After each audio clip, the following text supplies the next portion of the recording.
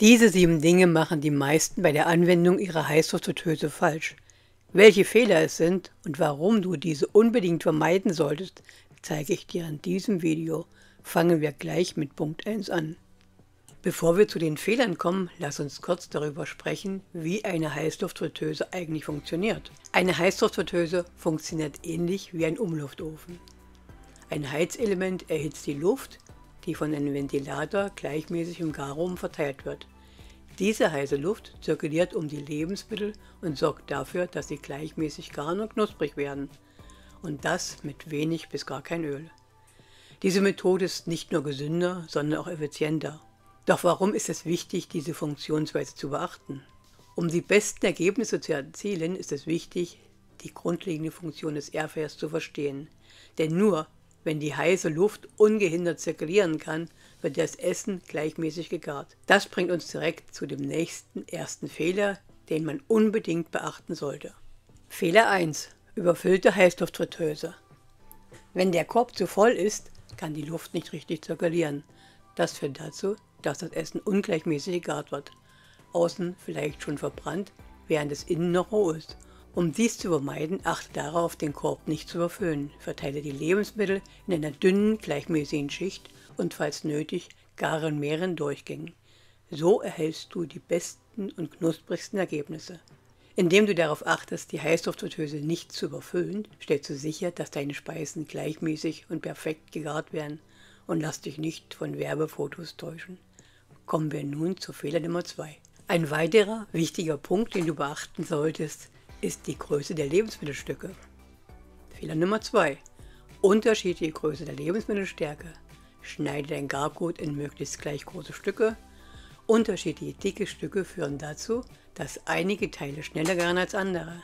Das Ergebnis ist, dass einige Stücke übergart und andere noch roh sind. Indem du die Lebensmittel in gleich große Stücke schneidest, stellst du sicher, dass die gleichmäßig garen und perfekt zubereitet sind. Zusammengefasst ist zu sagen, vermeide es, den Korb zu überfüllen und achte darauf, dass deine Lebensmittel gleichmäßig groß sind. So stellst du sicher, dass die heiße Luft gleichmäßig zirkulieren kann und alle Stücke gleichmäßig garen. Lass uns nun zum nächsten wichtigen Punkt kommen, den du bei der Nutzung des Airfryers beachten solltest. Kommen wir jetzt zu Punkt 3. Verwendung von nassen Lebensmitteln. Vermeide es, nasse oder feuchte Lebensmittel in den Airfryer zu geben. Tupfe die Lebensmittel vor dem Garen trocken, um eine knusprige Textur zu erhalten. Besonders bei Fleisch auch, da das Fleisch sonst erst anfängt, eine Art zu kochen und nicht gleich richtig zu braten. Auch bei Pommes ist das ganz wichtig. Fehler Nummer 4, falsches Kochgeschirr verwenden. Verwende nur hitzebeständige und für den Airfryer geeignete Utensilien. Plastik oder nicht hitzebeständige Materialien können schmelzen oder sich verformen. Metallische oder ungeeignete Materialien können den Airfryer beschädigen. Achte darauf, Kochgeschirr zu verwenden, das speziell für die Verwendung im eigenen Airfryer geeignet ist. Hier habe ich für dich auf meiner Webseite sehr viele wichtige Punkte zusammengetragen. Lass uns hier mal kurz einen Blick in meine Webseite schauen. Den Link zur Webseite findest du hier unten in der Beschreibung. Auf meiner Webseite findest du unter dem Punkt Tipps für die Heißluftfritteuse Zubehör. Hier findest du allgemeine Punkte Packpapier, Bücher, Fleischthermometer, Glasschüsseln, Ölsprüher, Schneidebretter, dann die unterschiedlichsten Heißluftfritteusen aufgeführt. Das Ganze alles zusammengestellt.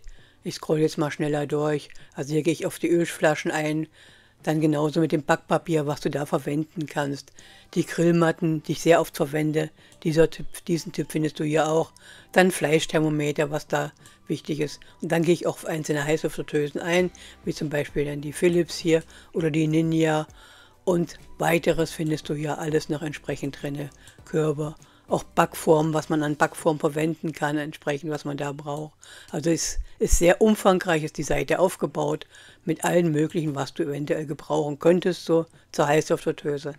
Natürlich ist es noch nicht ganz komplett. Ergänzungen kommen immer wieder noch dazu. Hier auch die Cosori noch gekommen, Dogomax, Tefal, also schon sehr viele Sachen findest du hier auf dieser Internetseite zusammengefasst. Auch Backformen noch mit dazu, jener Glasschüsseln, Holzbrettchen, Schneidebrettchen. Ja, Das ist mal eine Übersicht, was du alles auf dieser Seite findest an Kochgeschirr und was man auch beachten sollte. Fehler 5. Kein Vorheizen des Airfryers und falsche Temperatureinstellungen. Das Vorheizen des Airfryers ist wichtig für eine gleichmäßige Garung. Ohne Vorheizen dauert es länger, bis das Essen die richtige Temperatur erreicht und wird nicht gleichmäßig gegart. Stell sicher, dass du den Airfryer vorheizt, bevor du die Lebensmittel hineingibst. Manche Hersteller verweisen extra in der Bedienungsanleitung darauf. Ja, es gibt Lebensmittel, die deutlich besser dadurch werden. In meinen Videos verweise ich extra darauf. Falsche Temperatureinstellung. Achte auf die richtige Temperatureinstellung. Zu hohe Temperaturen können das Essen außen verbrennen, während es innen noch roh ist. Halte dich da an die empfohlenen Temperaturen für verschiedene Lebensmittel, um die besten Ergebnisse zu erzielen. Ich verwende sehr oft 81 Grad Celsius. Lass uns nun zu den letzten beiden wichtigen Punkten kommen, die du bei der Nutzung deines Airfryers beachten solltest. Fehler 6. Zu viel Öl verwenden oder das Falsche. Der Airfryer benötigt nur wenig bis gar kein Öl. Zu viel Öl kann Rauch erzeugen und das Essen fettig machen. Benutze hierfür am besten Ölsprüher und beachte bei den Ölen den Rauchpunkt. Ich benutze sehr gern Rapsöl. Aber auch Kokosöl ist sehr gut geeignet, sowie auch Olivenöl. Nur hier schau auf die Angaben der Hersteller. Fehler 7. Keine regelmäßige Reinigung. Regelmäßige Reinigung ist wichtig. Essensreste und Fette können sich ansammeln und den Geschmack deiner Gerichte beeinträchtigen. Die Reinigung des Airfryers ist so einfach und geht so schnell. Meistens langt mit einem feuchten Tuch den Korb gerade auszuwischen. Aber schau unbedingt deine Heißluftfritteuse mal näher an. Schau mal die Heizspirale an. Wie sieht das da aus? Da immer mal öfters mit einem feuchten Tuch drüber reiben. Sollte sich Fett angesetzt haben, das unbedingt lösen. Auch lies die Herstelleranweisungen sorgfältig. Diese enthalten oft wichtige Informationen zur optimalen Nutzung und Pflege dieses Gerätes. Und lass deinen Airfryer während des Betriebes nicht unbeaufsichtigt laufen. Es kann immer etwas Unvorhergesehenes passieren, da ist es sicher, in der Nähe zu bleiben. Ich habe dir jetzt hier 7 Punkte aufgezählt, aber ich könnte dir noch viel mehr aufzählen. Wichtig ist es unbedingt, diese Punkte zu beachten. Hier noch einmal ganz kurz die 7 Fehler. Fehler 1, überfüllte Heißluftfritteuse. Fehler 2, unterschiedliche Größen der Lebensmittelstücke. Fehler 3, nasse Lebensmittel. Fehler 4, falsches Kochgeschirr verwenden.